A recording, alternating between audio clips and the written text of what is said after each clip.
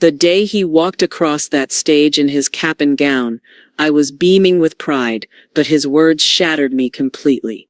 The auditorium buzzed with the excitement of graduation day. I sat front and center, the pride in my chest so full I thought I might burst. There, under the spotlight, was my son Daniel, the child I'd nurtured, believed in, sacrificed for. As the dean called his name, my heart swelled. He was everything I'd ever hoped he would be, successful, confident, poised. But then, in that moment, he began his speech. "I'm curious, where in the world are you joining us from? Drop your city or country in the comments, and make sure you're subscribed for all the latest updates." As I watched him in his cap and gown, my heart swelled with pride, until he said those words. The morning sun sparkled on the bleachers as I settled into my seat, clutching the satin purple sash embroidered with Daniel's name. My palms trembled, but not from cold. I was warm with anticipation and relief. He was about to step into his future, and for a moment all the long nights felt vindicated. He walked onto the stage in his deep navy gown, tassel bobbing like a flag of victory. His steps were measured, confident. Our eyes met briefly. A nod. It felt like home. I pictured his graduation picture that would hang on the wall, his smile, the cap perched just right. I swallowed hope. When the dean announced Daniel's name as the student speaker, my breath caught. I remembered his long late-night talks, the essay we wrote together. I thought this was his moment to honor everything we'd built. My chest tightened as he positioned the mic.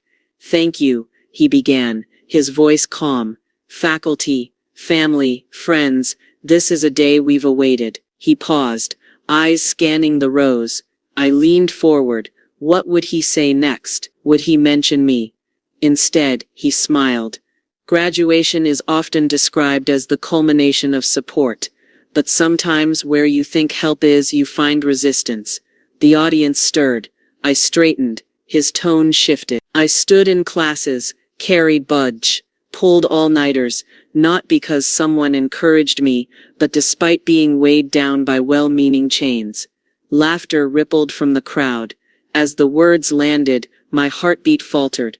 Those words, they were mine, and then no names, no indicators, but I felt the arrow planted straight where it belonged. Another pause. I had to push through expectations that weren't mine to carry. He looked past me as if that word expectations should carry someone else's face. I squeezed my hands. The bouquet of tulips in my lap wilted under the weight of betrayal. He disowned me in the most public way. He ended the speech on a triumphant note, applause filling the field, but I heard only the echo of my own pulse. His voice faded into cheering, music, the release of hundreds of balloons. I stayed seated, expression steady, feeling something inside me crack. Diplomas were handed out, hats thrown, speeches gossamer thin with sunshine and hope. Around me, families embraced, but I remained anchored by invisible roots of disappointment. When ceremony ended, I rose and walked out, not quickly, deliberate. Step by step, away from his triumph, away from the applause that no longer felt like mine. I passed peers with wide smiles and open arms, but I didn't nod or wave. I moved through the glass doors, and into a corridor crowded with chatter that became background noise to my grief. I exited the building onto the grass. Wind tousled my hair as I drew the sash from my lap, rolled it into my palm. The sunbeam that had felt warm now burned. I walked past parked cars, empty chairs, residual laughter. Every step echoed memories. The midnight snack runs during term papers. The "you can do this" texts before exams. The time I missed sleep for his presentations. Every sacrifice, every hope, I had carried them all myself, and he'd treated them like weights meant to anchor him. My chest tightened again. Tears burned, but didn't fall. I reached my car and sat inside with door closed. The world's celebration was silent now. My grief held in the hush of leather seat. I took the sash and placed it gently on the passenger seat. My hand hovered over the ignition but didn't turn. I stared ahead, heart heavy with a question I couldn't answer. Who was I without being his mother? Without meaning enough to stay? Something had shifted irrevocably. I closed my eyes. The music and laughter floated faintly through the door as I remained still in the car. I exhaled, clutching the sash. His graduation had ended, but for me this was the beginning of a painful departure. I couldn't shake the feeling that everything I had given him was now meaningless. The morning light slanted through the curtains. As Margaret sank into her study chair, the soft ticking of the wall clock echoing in the silence. She held a mug of cold tea in one hand, the other resting on the wooden surface. Across from her lay a stack of photo albums, snapshots of scraped knees, first days of school, college acceptances, leading up to today's portrait in a cap and gown that felt more distant with every breath. She pressed her lips together and stared at the photographs. Toddler Daniel grinning over a bowl of cereal, 11-year-old Daniel holding a championship trophy, then 18-year-old Daniel turning his back on her pride.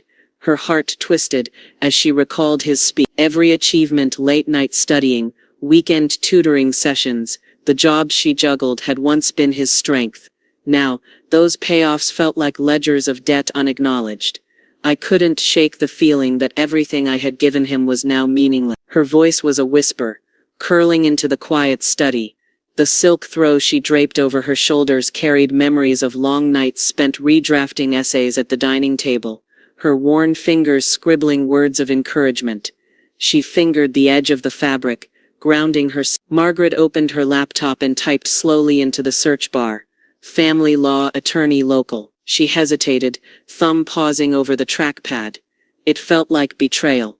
Then, after a long breath, she hit enter. Within minutes she had an appointment with Laura, a calm, efficient lawyer, whose office smelled of old leather and fresh paper. The afternoon was a blur of legalese and polite sympathy, as Laura explained the implications of revising Margaret's will, implementing a clause to restrict inheritance in the event of estrangement, or statements that indicated emotional alienation. Margaret listened carefully. Her chest throbbed with guilt and resolve. The thought of legally distancing herself from her son felt devastating but also necessary. I just want my resources to support someone who values them, she said, voice low. I want peace in my later years. Laura nodded, compassion tempered with professionalism. We can set provisions that release assets only if there's reconciliation or proof of mutual respect. You're not disinheriting him, you're protecting what's yours. A tense silence settled across the polished contract. Margaret's reflection looked back at her, pale in the window. She nodded again. Later at home, she paced the living room, rubbing her temple. She thought of Daniel's speech, weighed down by well-meaning chains, and realized the weight had been hers all along. His words intended to bring him freedom had severed their bond in ways she hadn't foreseen. Yet now in that soft breathing dusk, she felt something shift. A cautious relief. Her identity didn't have to be his library of loans. Maybe she could redefine herself beyond mother and benefactor. Margaret stood by the bookshelf, pulling out a journal. She began to write. I used to believe my life's purpose was to propel him forward. Now I'm learning it can be to save myself. The words came carefully at first, then with clarity. She wrote of fear of being alone, of being unnecessary. She wrote of sorrow and slowly and painfully of hope.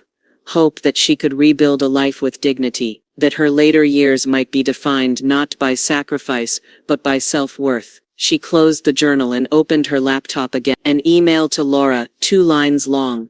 Please send the will revision draft. I'm ready. Her finger hovered over the send button. The words felt heavy, definitive, irrevocable. Margaret inhaled deep. She glanced out the window. Dusk turning to night, the garden lamplight blinking on, steady and hopeful. Her finger clicked send. She leaned back in her chair, heart pounding. The email wish reverberated like a starting gun. Something inside her had changed.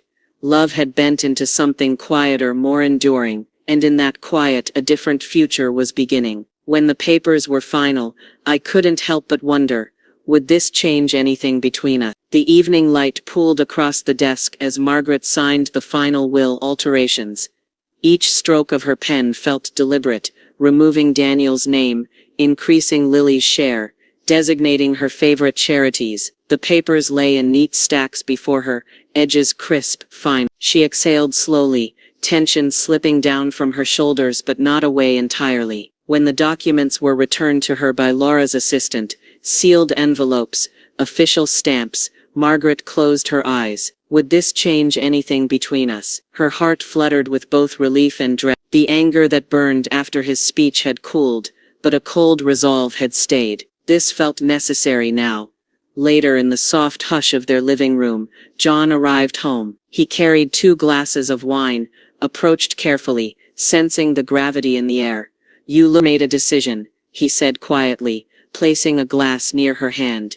Margaret nodded. She didn't explain just yet. The documents were tucked into a leather portfolio. "It's done." He sat beside her, uneasy. "I know why. I just don't know what this means for us, for him." She reached for his hand. "I couldn't leave it unaddressed. It would hurt worse in silence." John sighed. "I want to support you, but I worry we're cutting something we can't mend." His thumb brushed hers. "Is there no message you can leave him?" Margaret paused. She had drafted a letter, carefully, without bitterness, explaining that love didn't require approval, but boundaries did. She'd decided not to send it. Some boundaries shouldn't be crossed. "I've tried talking," she said softly. "This is what respect looks like now. Honoring my own needs." He closed his eyes. After a moment he nodded. "Then we stand by it." They sat together in the fading glow of the room, voices reduced to breathing. Outside, the garden lights blinked their steady reassurance. That night, before bed, Margaret thought again of her gesture. Inheriting couldn't be a right, it had to be a gift, and she'd made her choice. Lily would receive what she'd worked for, Charity would carry on her ideals, and Daniel, he would have to find his way without her funds. A reckoning she felt he'd already begun. The next day, Margaret carried out small rituals, sorting Charity envelopes, setting up shipping instructions, mailing the sealed will to Laura's office. She emailed her accountant. She breathed as she filed receipts. The finality settled in. Once released, it couldn't be recalled. That afternoon, she walked in the garden, planting late-blooming lavender. The scent steadied her. Somewhere in the back of her mind, she heard Daniel's voice, his speech echoing on graduation day. But she rebuked it, letting the soil in her hands ground her to something. Evening approached. She sat to dinner with John and Lily. Conversation moved around her on Lily's new teaching job, an upcoming family trip. Margaret nodded, smiled. Still, a chill hovered in the groove of her chest. The question lingered. Had she been too hard, or was this simple clarity a gift in itself? Later, she retired to her study. The leather portfolio lay on her desk. She noticed her reflection in the dark window, a woman altered, not broken, but also haunted by the stranger she'd made of her son. Then her phone buzzed. She didn't glance at the screen immediately. Fear made her hands tremble. When she did, the message flashed. "Mom, could you send $2,500 car repairs?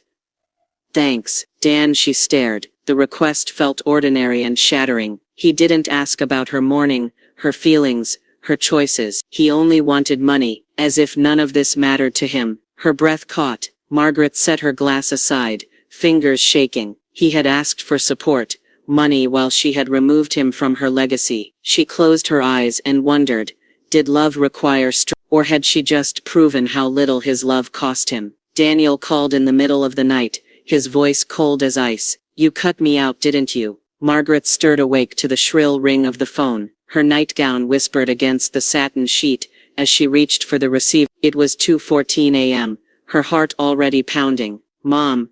Daniel's voice was tight, icy. No greeting, no softness, just accusation. "You did it. You cut me out of your will." Margaret sat upright, chest tight. "Daniel, is everything okay?" He laughed, but hollow like laughter, without joy. "Is that what you call it? Okay. Because suddenly I'm not the son who gets help. I'm just erased." His words were thunder in her quiet bedroom. She kept the line open. "I'm sorry you feel that way. Sorry." He spat the word. "You've taken away my future. I've been counting on that money to pay rent, to fix the car, to live." She swallowed hard. "He asked for $2,500 last night. Was that tied to it?" She hadn't realized how dependent he'd grown. Margaret's voice steadied. "That money isn't off limits. It's still yours if you need help, right?" He said icy again. "Help that comes with bait. Conditions. I finally say something. Something honest and you punish me. She pressed pillows to her knees. The room felt too small. She'd wanted peace. Instead, she faced confrontation. I needed to draw boundaries, she whispered. He interrupted. Boundaries, or punishment? You think money is control? Is that what this is about? Margaret shook her head. No, you don't get to talk over me, he barked. You don't get to fix it, you just get to fix the bill. His anger roared through the line. She closed her eyes. The accusations weren't false, but his tone, it was urgent, painful, laced with desperation. She hadn't known. When did it become punishment to ask for fairness? When did giving mean taking? Margaret held the receiver like a lifeline. Daniel, I never meant to hurt you. I thought this would help us both. He scoffed. Help? You erased me when I needed you most, Mom. Don't you get it? I'm scrambling here. His voice cracked. You abandoned me with silence. She felt tears burn. I didn't abandon you. I tried to protect myself, but I didn't see how much you were counting on that money. He was silent. She imagined him pacing, headlights through the blinds, midnight worries. Finally he spoke quiet. I didn't realize how much I needed it. I've been juggling credit card bills. I'm late on rent, even phone. I didn't want you to worry, so I didn't ask. He took in a ragged breath. But you cut me out anyway. Margaret stared at the window, night pressing in. How had she not known? She'd thought she was stepping back gently. Instead, perhaps she'd smashed something fragile. I'm sorry, Daniel, she said. Truly. She paused. Maybe I rushed. Maybe I should have talked to you first. He laughed again, softer this time, frustrated. Then he sighed, whirled wearily. I don't even know what I want right now. I just feel gone. Margaret's chest ached for him. He was angry, scared, ashamed. Everything she'd tried to fix. She swallowed back tears. We can fix this. I can help you if we talk. He didn't reply. Static. Then he said, I'm done. The line clicked dead. Margaret held the receiver, stunned, her hand lifted to her chest. The legal documents felt like razor edges behind her eyes. She realized she'd cut more than money. She'd cut his safety net, his confidence, his belief in her. Now, she had no idea which pieces she could or should salvage. She pressed her head back into the pillow, absorbing the weight of his accusation. She didn't cry, but she felt unmoored. Margaret reached for the lamp, illuminating the leather-bound will on the side table. Her finger hovered over its cover. Daniel's desperation woke something she hadn't expected. The night stretched ahead, her resolve shaken and her next move unclear. What was supposed to be a step toward healing now felt like an irreparable rupture. Every morning, Margaret woke to an empty chair across the breakfast table. Keys gone,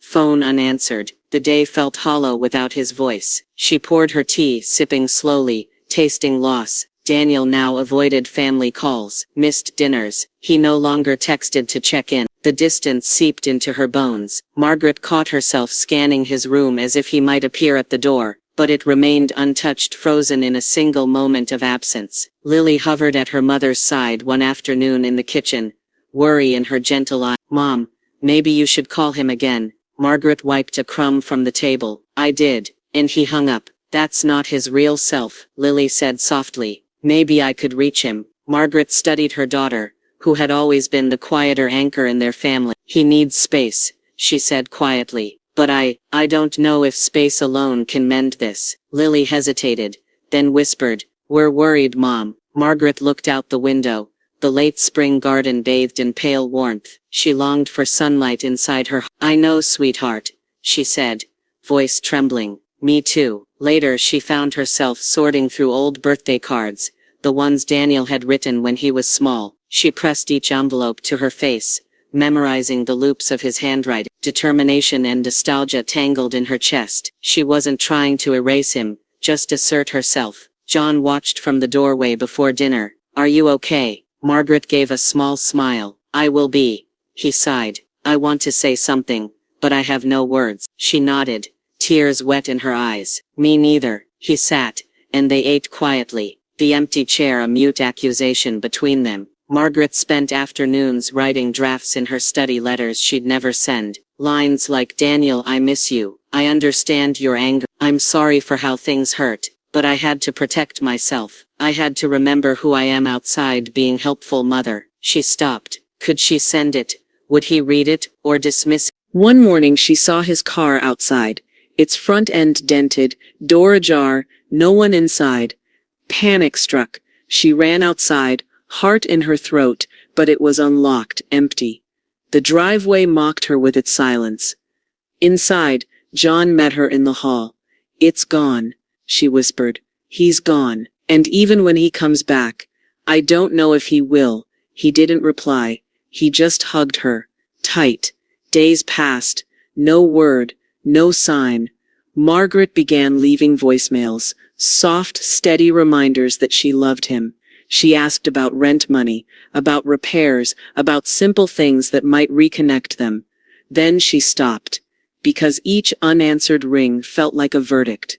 Late one night she found Lily in her room, consoling her by brushing her hair. "Mom, don't lose yourself over this." Margaret hugged her. "I won't," she whispered, "but I thought I was doing the right thing." "You were," Lily assured. "You were trying to be fair." Margaret watched her daughter's face, clear eyes, determined. She felt a spark in herself. Maybe fairness was enough. But the hole in her world remained. The empty chair across from her at meals remained empty. The phone silent. She stared at an unwritten letter in her journal, titled, "To Daniel." The pen trembled in her hand. She thought of his anger, his cold accusation, the financial struggle she'd not realized he was in. She wondered, would words, even tender ones, bridge a gap now yawning between them? The clock ticked. The night stretched bleak and unknowing. She wrote, "Daniel, I want to say something soul level. You matter to me. I am striving, not to punish, but to protect myself, and I hope you can understand that one day." She paused, pen hovering. The moment felt heavy, irreversible. Margaret closed her journal and pushed it aside. She stared at the letter's opening words, her heart pounding. It might never be sent, but she needed to write it anyway, because between anger and forgiveness, there had to be something real left to say. Each day that passed without hearing from him made the decision feel more final. Margaret woke to an empty house and a deafening silence. Each morning, her pulse quickened, expecting a call that never came. She poured coffee into her favorite mug, light blue, with a chip along the rim, and waited, staring at the blinking cordless phone. No message. Days blurred as she moved through familiar routines, sorting mail, tending the garden, matching socks, but an ache pulsed beneath every task. She'd wanted distance, boundaries, but not this. Lily became her anchor. One afternoon, she found her mother curled on the couch, a blanket draped over her knees, eyes distant. "Mom?" Lily sat down beside her. "You need to eat something." Margaret took a bite of toast, its flavor dull. She forced words out. "I thought I could handle this, but the silence, it's loud." Lily reached for her hand. "You don't have to face it alone." Margaret swallowed. "I feel like I'm disappearing. I don't know who I am without worrying about someone else. Not just Daniel, but all those years of care." Lily squeezed her hand. "Maybe that's the first step to finding you." Over the next week, Margaret's steps slowed.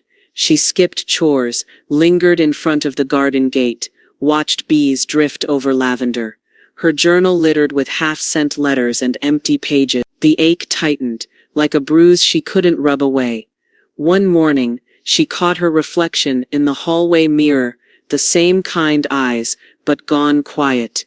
Her robe was too large, loose around shoulders that had stooped under unspoken grief. She touched the sash of her robe, a remnant of motherhood she hadn't found in Daniel's absence. Then a thought flickered. Friends.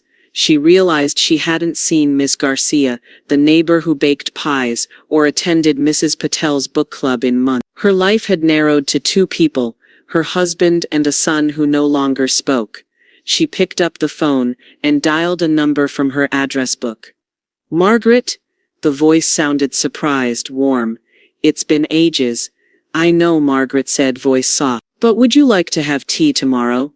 I'd love to catch up." At the small cafe, she met Mildred. They hugged like sisters long apart. Over chamomile tea and fruit scones, conversation swirled, weddings, books, Mildred's new grandchild. Margaret laughed, deep, real laughter she hadn't realized she missed. Driving home, the world felt alive again, dappled sunlight, breeze stirring curtains, bird song, the emptiness softened. That night she texted Mrs. Patel, "Book club next week, I'd love to join again." Her finger hovered before hitting send. Click. There was a strange door-opening feeling in her chest, an invitation back into her own life. At home, Lily kissed her goodnight. "I'm proud of you," she whispered, "for not giving." Margaret pressed her finger to her daughter's forehead. "Thank you," she meant it. In the days that followed, she attended book club, chatted with neighbors, even volunteered at the library once a week. Her schedule filled with small joys that made her pulse light again. Yet the ache for Daniel never left.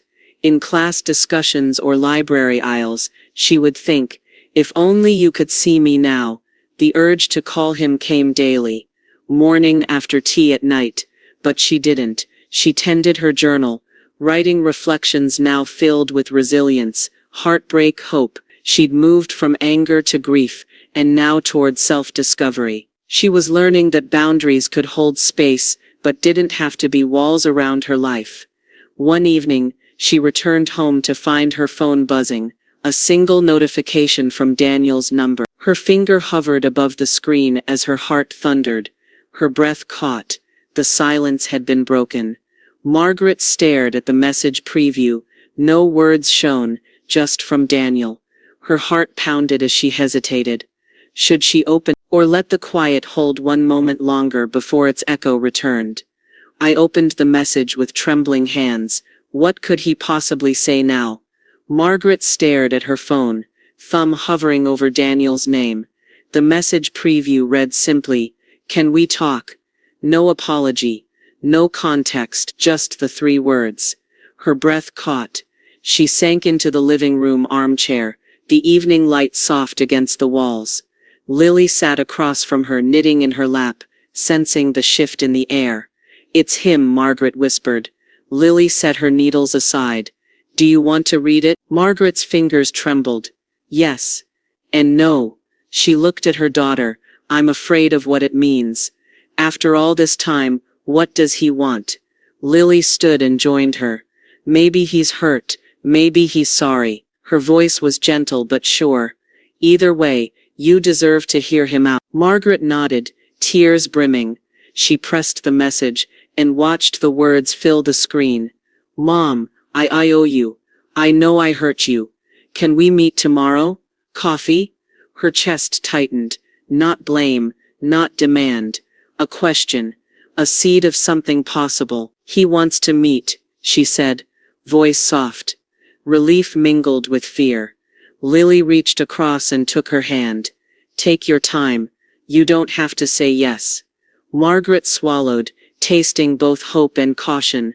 "I want closure, or at least a chance." Lily squeezed her hand. "Then let's prepare." That night, Margaret lay in bed, replaying the message. She thought of the heartbreak. The phone slammed shut in her ear. But here he was asking.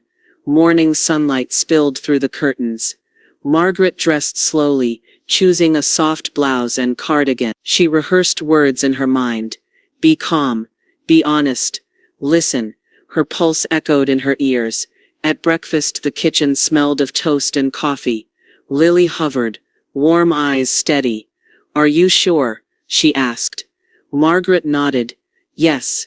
This is the moment." She swallowed hard. "It's not forgiveness yet. It's a conversation." Lily smiled, proud. "That counts." They left together. Margaret held her purse close inside, her journal, a pen and a note she never intended to show. "I miss you, Daniel. I'm sorry for hurting you too." They approached the cafe. The bell above the door jingled as they entered. Margaret's heart fluttered. At an empty table by the window, Daniel sat, face tense, hands wrapped around a mug of tea. Lily squeezed her elbow before slipping away to browse nearby. Margaret paused at the threshold. "There was your son, here waiting." She approached slowly. Daniel looked up, jaw tight, eyes shadowed. He offered a small, uncertain smile. Mom, his voice cracked slightly. Daniel. She sat down, reaching for his hand across the table. He didn't pull away. They both exhaled. The air felt charged. I'm sorry I avoided you, he said, voice low. I was scared of how you'd react. Margaret nodded. And I'm sorry I didn't call or ask how things were going. I thought I needed distance, but maybe I vanished instead. He paused. I've struggled. Mom, I didn't want you to see me fail. Then I saw the will changes, and I felt abandoned. Margaret swallowed. I see that now. But I wasn't trying to abandon you. I needed to protect myself to heal. He looked down. I get that. But I also realized how much I counted on you, and didn't even know it. Their shoulders eased just a fraction. Words between them softened. Margaret took a deep breath. This conversation was raw, unfinished, fragile. But it was alive. Outside, spring wind stirred the blossoms. Inside, mother and son leaned closer. The cafe buzzed softly around them, but at their table something fragile had begun to shift. Lily appeared at the counter, coffee in hand. Margaret glanced at her warmly. Lily nodded encouragement. Margaret looked at Daniel. Thank you for meeting me. He offered a tentative smile. Thank you for listening. Neither promised miracles. But they both leaned a little closer into the space between them. Margaret raised her tea, heart pounding, but peaceful. A voice drifted through the cafe. What now? Daniel asked. Quietly. Margaret inhaled the scent of coffee and spring air. Now, she said. We begin again. His apology was genuine, but I wasn't sure if I could forgive him so easily. Daniel stared at his cup, hands wrapped around it. His eyes glistened with vulnerability. I've been lying to you, he began quietly. The cafe's hum receded as Margaret leaned forward. About everything, especially money. Margaret's throat tightened. She listened, heart clenching. I said I had side gigs, he continued. But that was to hide how deep I was sinking. I sold my camera, my textbooks. He exhaled. I drained my savings. I owe a lot. His voice cracked. I said I didn't want you to worry. Then I felt ridiculous. Depending on you. I hated it. Margaret watched him struggle under guilt. Another part of her recoiled. How long had he let this spiral? But his sincerity flickered like a candle in dim light. Daniel paused. Then seeing that will change, well, it pushed me off a cliff. I felt like you gave up on me. Margaret closed her eyes. It wasn't about giving up. I was afraid I couldn't handle his anger again. He nodded, tears in his eyes. I overreacted. I lashed out at you at graduation. Those words were mine, not yours. He swallowed hard. I was projecting. My fear became your pain. I'm sorry. Margaret felt the apology land like fragile glass, sharp, yet gentle. She exhaled. I appreciate your honesty, and I believe you. But her voice wavered. Belief doesn't erase the wound. He met her gaze. Voice soft. I know. I don't expect you to forgive me yet. I want to try if you'll let me. Margaret looked away, tracing the grain of the wooden table. Anger, hurt, relief, all intertwined. She needed time to untangle them. Lily, standing in the doorway, approached. Quietly, she slipped into the seat beside her mother and offered a warm smile to Daniel. You both deserve space to grow, Lily said, voice steady. Maybe this is the beginning, not an end. Margaret reached for her daughter's hand and gave a small, sad smile. Lily's presence anchored her. Daniel exhaled. Relief evident. He leaned back. That's all I'm asking. Margaret nodded, mindful of the distance still between them. Let's take it slow. Talk, phone calls, dinners. But no expectations. No pressure. He nodded, gratitude softening his features. As long as I can show you who I am now. Margaret paused. The words felt both hopeful and cautious. Outside, wind stirred the budding blooms. Inside, Margaret felt the divide shift. It was a start, but not a resolution. She lifted her tea. To new conversations, she said gently. He echoed. To new conversations. A soft breeze drifted through the open window. The moment hummed with possibility. As they sat in quiet dialogue, Margaret felt the burden lift slightly. Forgiveness felt possible, but not given. Trust would take its time. Daniel cleared his throat. I want to prove I deserve your trust again. Margaret allowed herself a breath. I'm willing to see. His eyes softened, relief flooding his expression. But beneath her gentle nod, her heart remained guarded. The memory of his betrayal still shadowed her hope. She reached for her bag and pulled out her journal, marking a new page. She jotted a single line. I will try. Daniel watched. She closed it and slid the journal back in. Let's begin.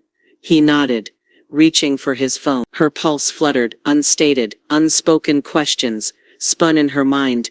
Could she trust him to stay true this time? Could accountability replace insecurity? The cafe bell tinkled. A group entered, laughter folding into the air. The world moved forward, and they moved too slowly, thoughtfully together. Margaret looked at Daniel, surprise bubbling as his phone buzzed. He read the screen, face guarded. It's from my bank, he said quietly. Looks like a large withdrawal I didn't authorize. Her breath hitched. His honesty had triggered another storm she didn't expect. Just when things were starting to heal, the unexpected arrived, to test our fragile progress. Daniel's bank alert had been the start. Now his messages arrived more frequently. Mom, I overdrew again. Mom, I can't pay rent. Each text shorter and heavier than the last. His financial struggles felt like a weight dragging them backward. That evening, Margaret sat with Lily at the kitchen table. The lamplight caught the tension in her eye. Daniel's latest message was open on her phone. Urgent, I need help today. No details. Lily's voice was gentle, but firm. Mom, I can see how much you care, but are you enabling him? Her eyes searched Margaret's face. Letting him lean too much on you isn't helping either of you. Margaret swallowed. She'd felt torn between motherly duty and self-protection before. Now, the old instinct to fix had roared awake. That's what I was afraid of, Margaret whispered. She pressed her palms flat on the table. But what's the line between helping and rescuing? Lily leaned forward. Let him face the consequences. He asked to rebuild. That means from here on out, he has to manage this too. Her voice cracked with empathy. For Daniel, but also for her mother.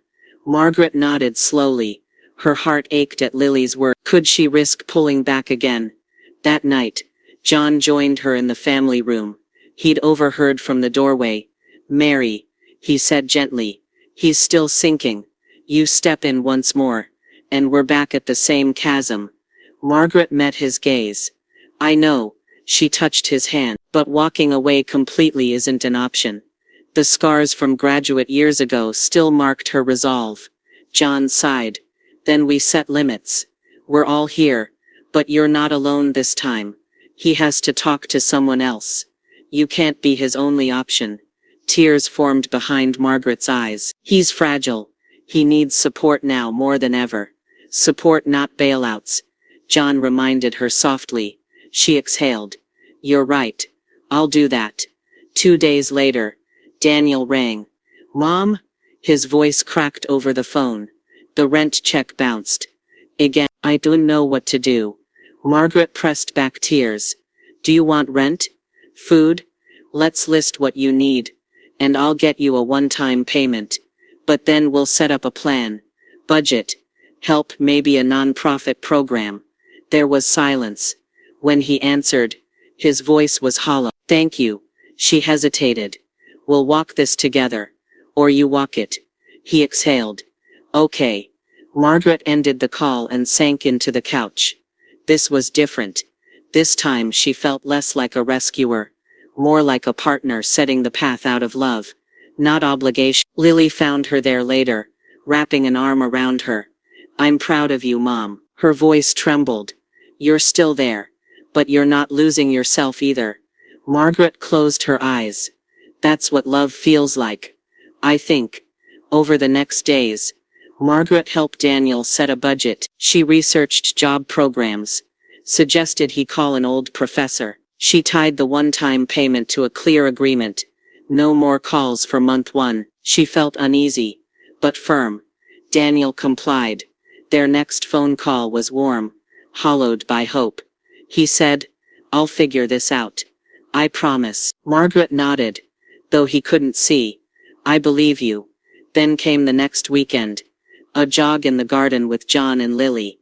The spring breeze felt healing. She still worried, but dared to believe things might Yet the night before the next planned payment, Margaret's phone buzzed again. This time not from Daniel, but his roommate, Madam Reed. The message began. "Daniel is hospitalized. Pancreatitis. Could you help with medical bills? I'm overwhelmed." Margaret dropped the phone. The kitchen light blurred. Her heart thudded.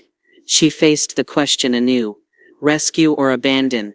Margaret stared at the roommate's text, chest tightening. She'd drawn lines before, but tonight, those lines blurred again. As the emergency room awaits his name, she wondered, would stepping back ever be enough?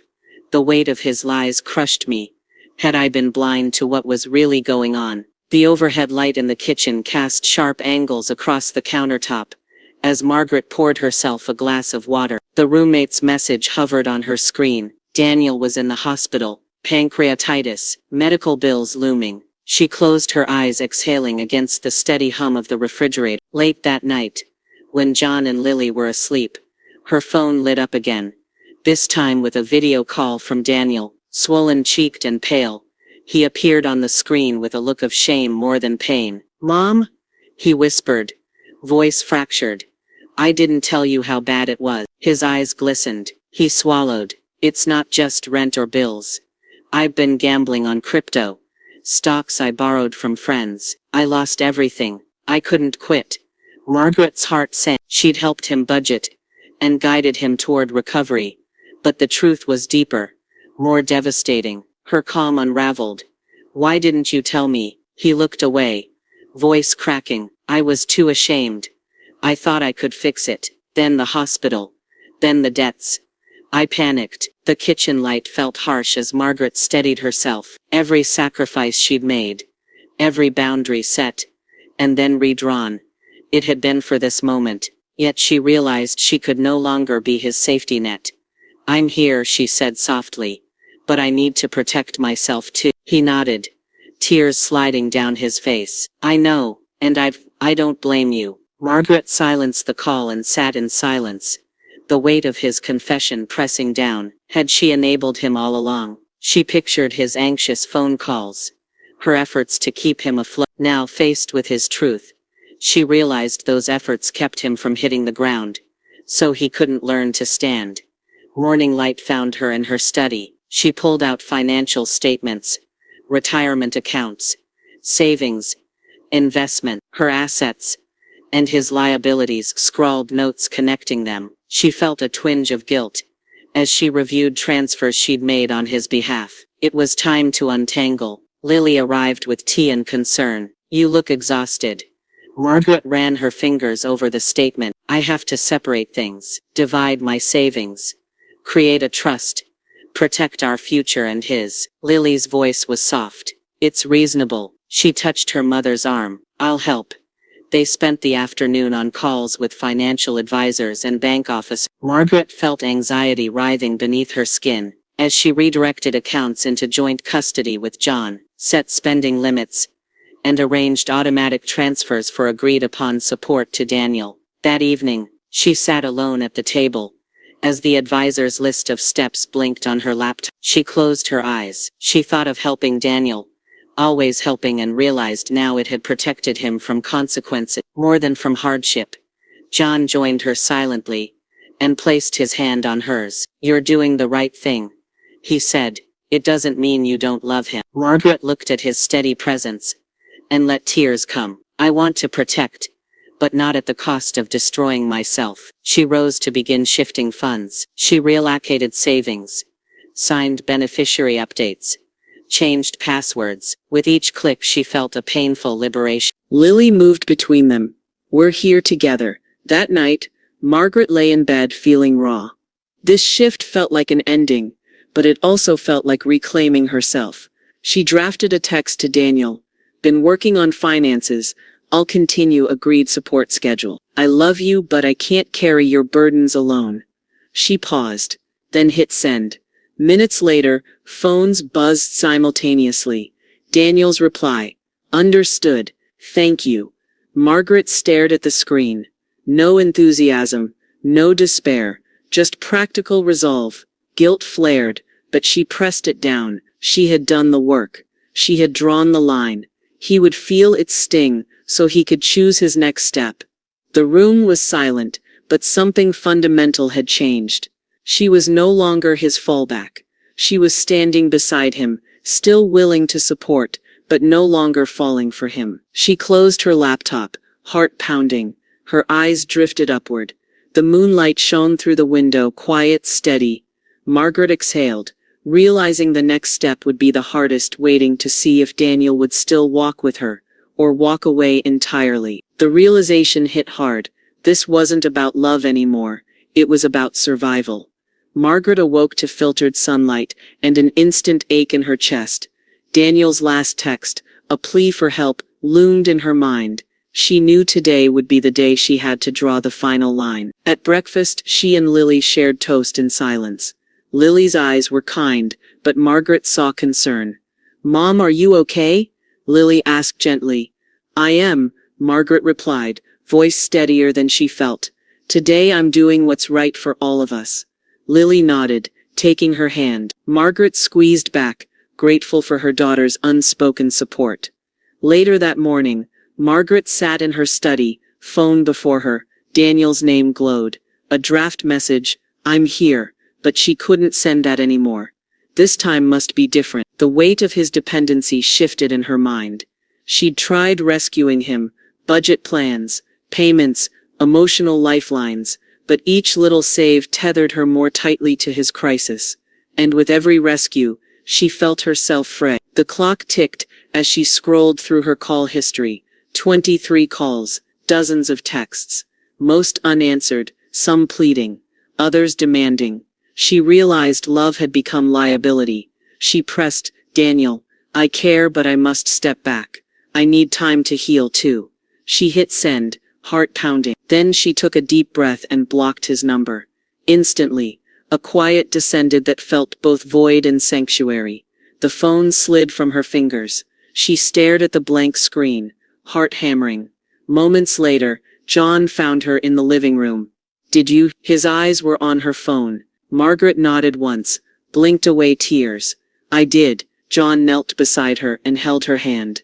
"That takes courage." Margaret closed her eyes. It felt like tearing my own heart out. He squeezed her hand, but also saving it. Lily joined them with her voice soft but firm. "Your well-being matters too, Mom. We love you."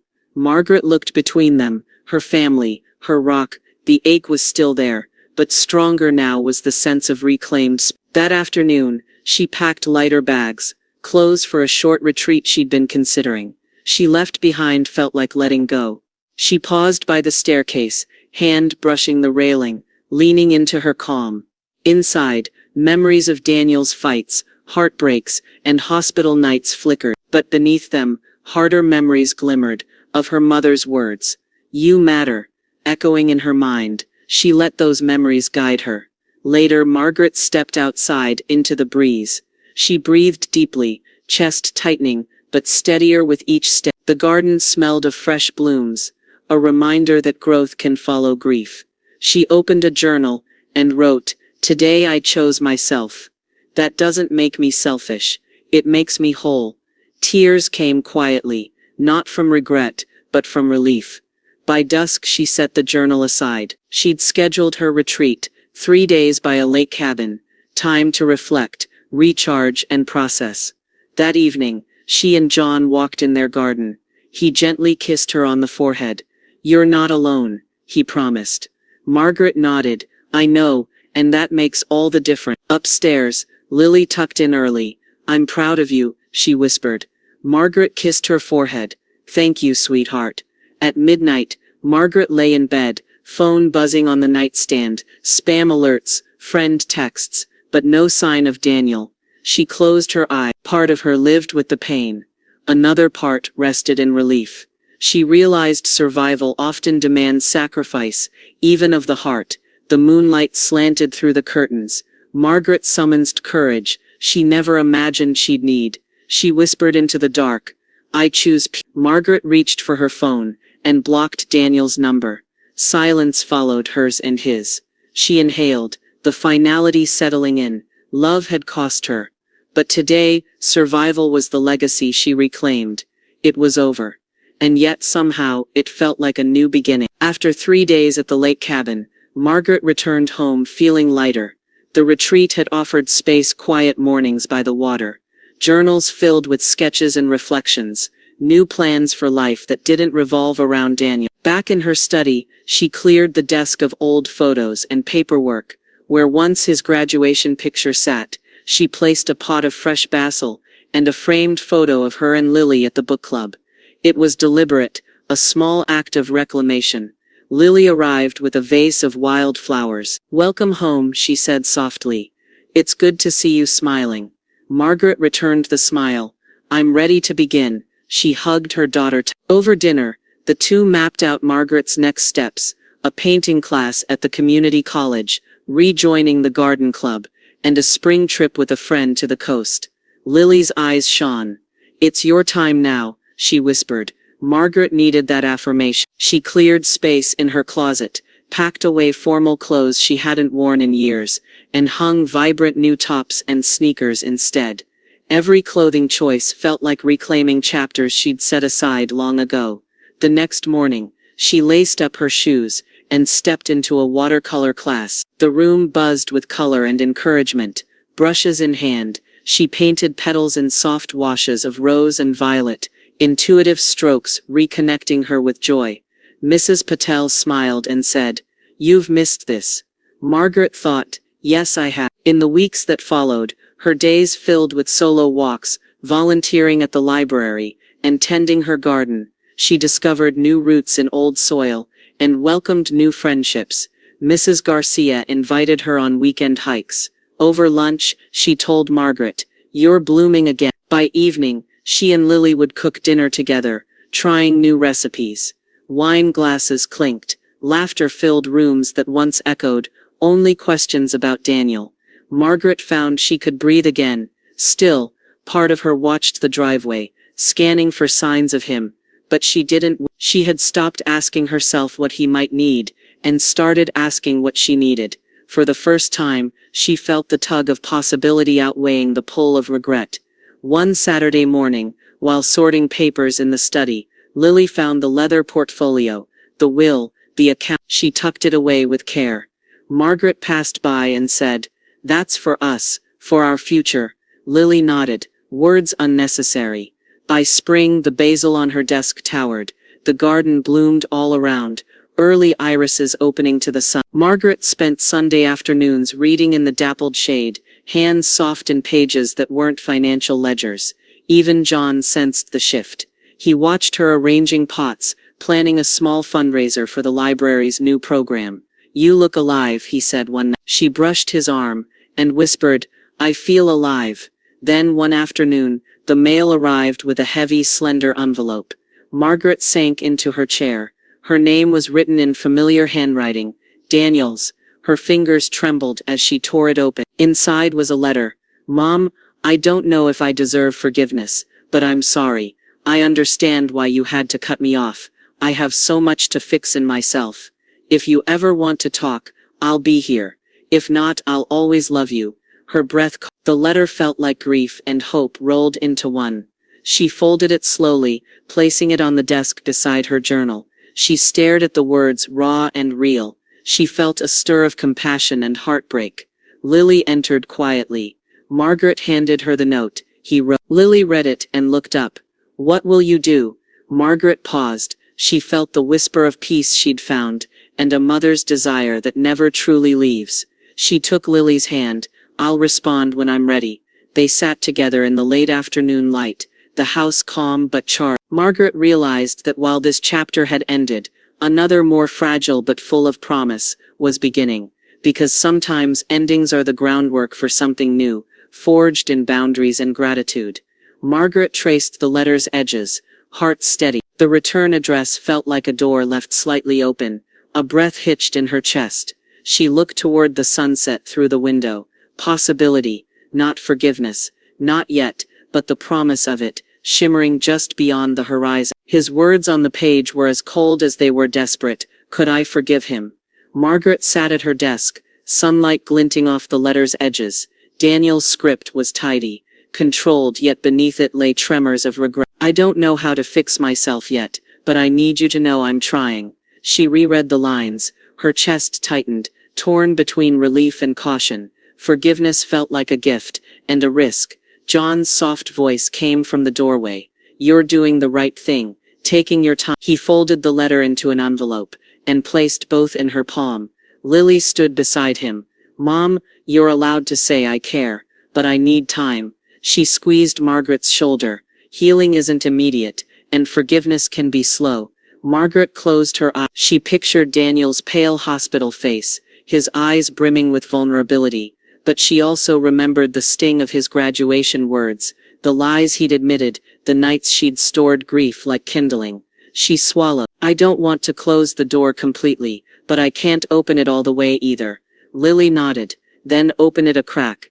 Margaret sat upright. She pulled a fresh sheet from her writing pad, and began. Daniel, I received your letter. I know it comes from a place of pain, and I understand more deeply now how lost you felt. I can hear your apology, and I believe your effort to change. Her pen hovered. She took a breath and continued, more cautiously. Forgiveness doesn't erase the past, but I want to I need time to heal, and I ask that you keep giving me that. I'm open to talking slowly. She paused again, weighing the difference between closure and commitment. Let's start with small steps. Letters, messages, when we're both ready. You're my son, and I love you. But I must protect my heart too. She folded the paper carefully into an envelope. The letter felt like a bridge laid between two hearts, delicate and real. That evening, she and Lily sat by the garden bench, wild flowers brushing their knees. Margaret admitted, part of me wonders if this is too much, if I'm deluding myself that trust can return. Lily touched her hand. Trust grows in time, not words. You aren't fooling yourself. You're being brave. That night she placed the response beside Daniel's on her dress. Sleep came fitful, filled with dreams of doorways and closed chapters.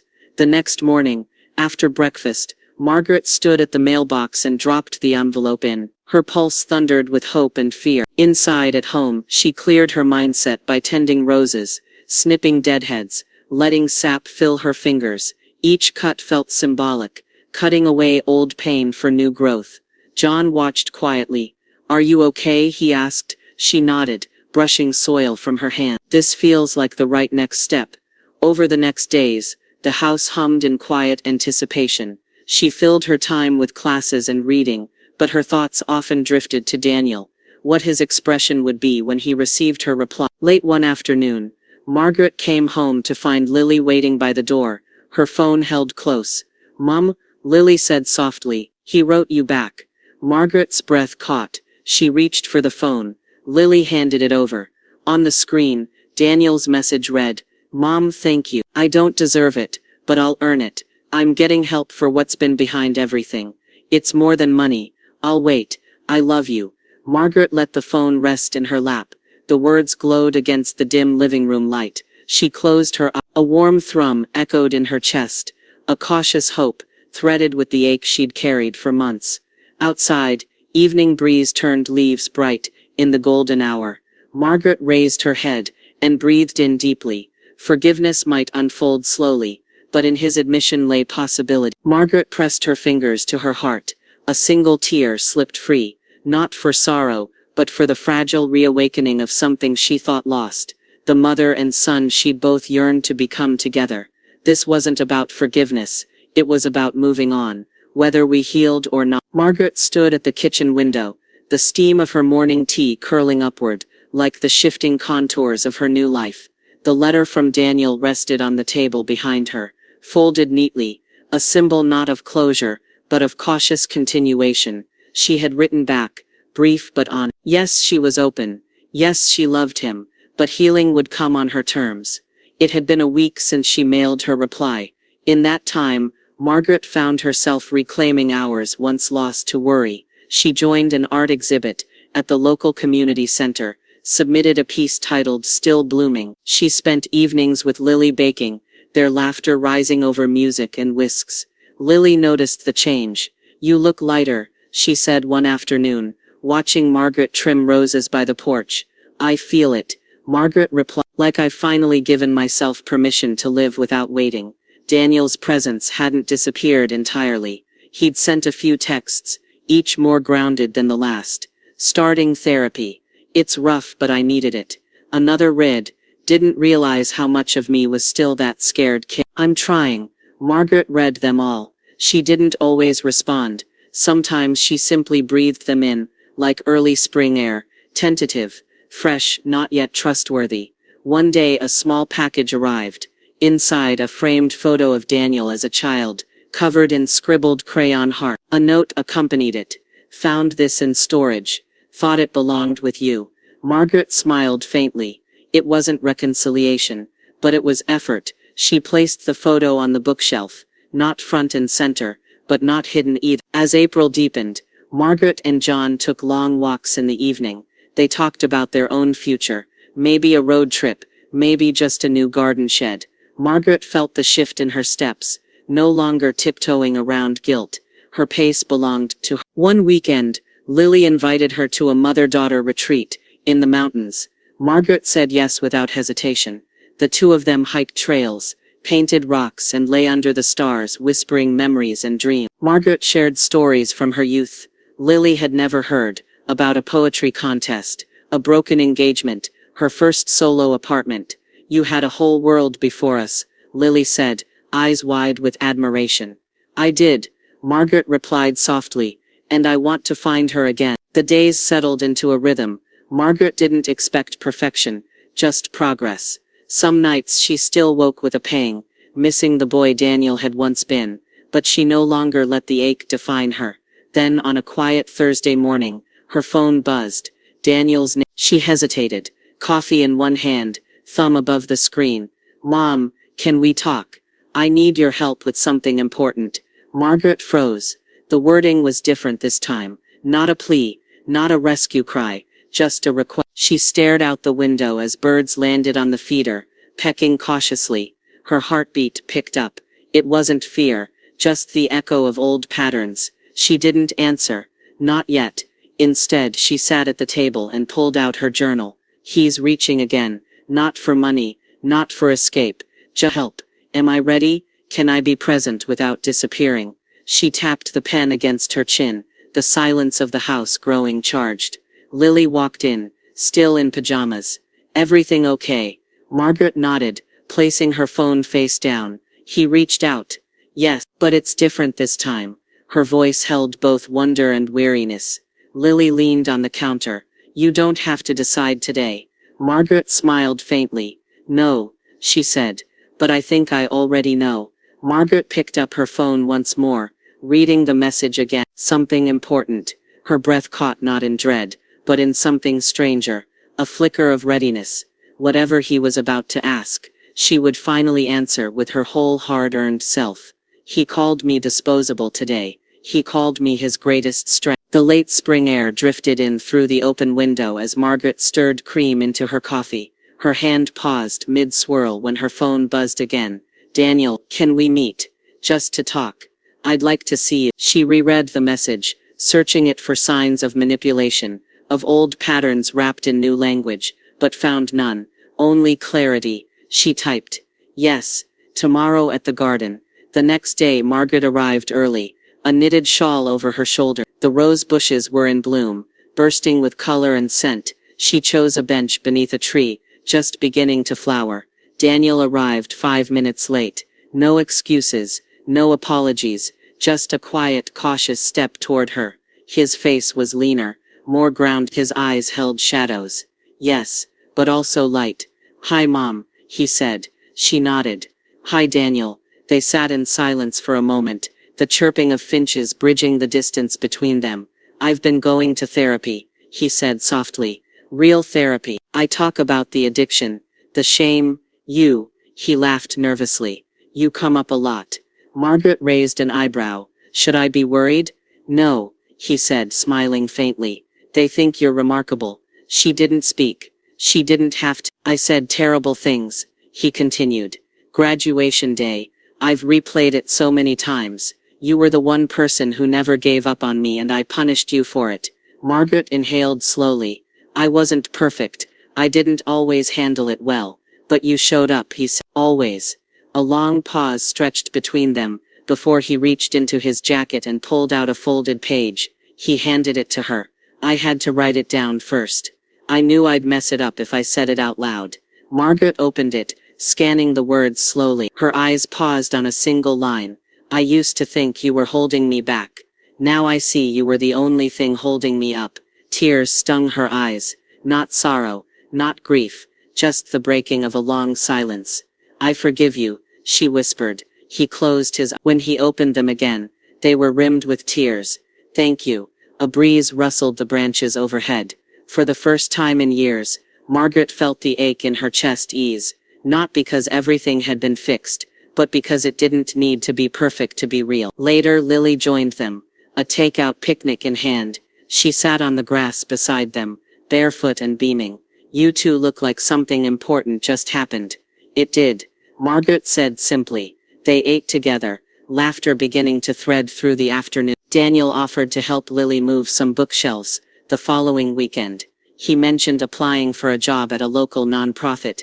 John joined them, as the sun began to lower, and they walked home slowly, together. That evening, as the sky deepened into a cobalt dusk, Margaret stood on the porch, watching Daniel and Lily talk by the car. She studied his posture. The slump was gone. He still had a journey ahead, but it was his now. John wrapped an arm around her waist. He's trying. He is, she whispered. And you? He asked. I feel proud, she said. Exhausted, but proud. Later she sat in her study, the crayon drawing of Daniel from childhood beside her on the desk. She reached for her journal, writing in a clear hand. He called me his greatest strength. After everything, I believe him. The moon was rising, casting a silver line across the floorboards. She stood and joined her family downstairs. Not perfect, not unscarred, but together. Margaret turned off the lights and stepped into the living room, where laughter still echoed. Her eyes swept across the room, to Daniel, to Lily, to John. She smiled not because everything was healed, but because healing had finally begun. This was her full circle, her peace, her beginning.